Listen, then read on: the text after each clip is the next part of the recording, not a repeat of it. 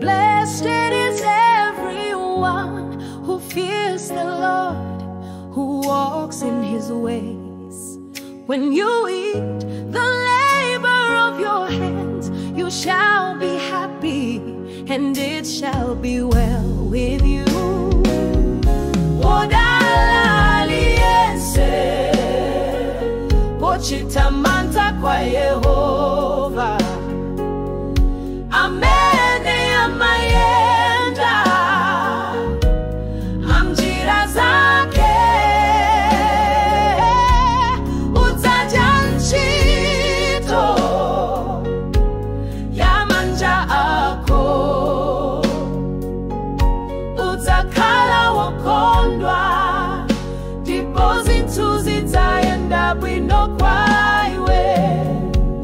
Mkazi wako azakala ngati mpesa yopata zipato, pakati pa nyumba yako anako azakala ngati mitengo ya azitona, mozungulira pate bulo pako.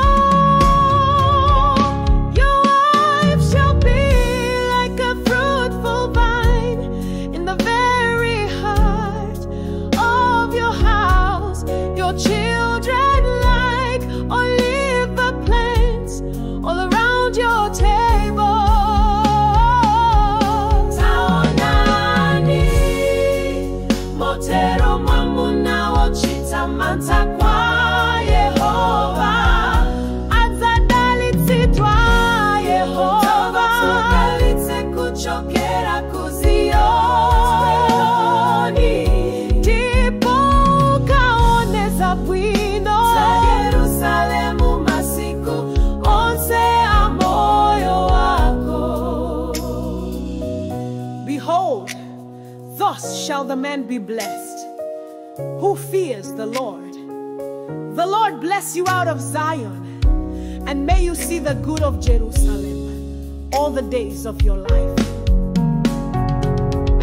Taonani motero mwamuna wochitamanta kwa Yehova, adzadalitsidwa Yehova, adzadalitse kuchokera kuzioni, ndipo kaoneza bwino za Yerusalemu masiku onse a moyo wako. Inde ukaone anana nako mtendere ukale pa Israeli. Yes, may you see your children's children.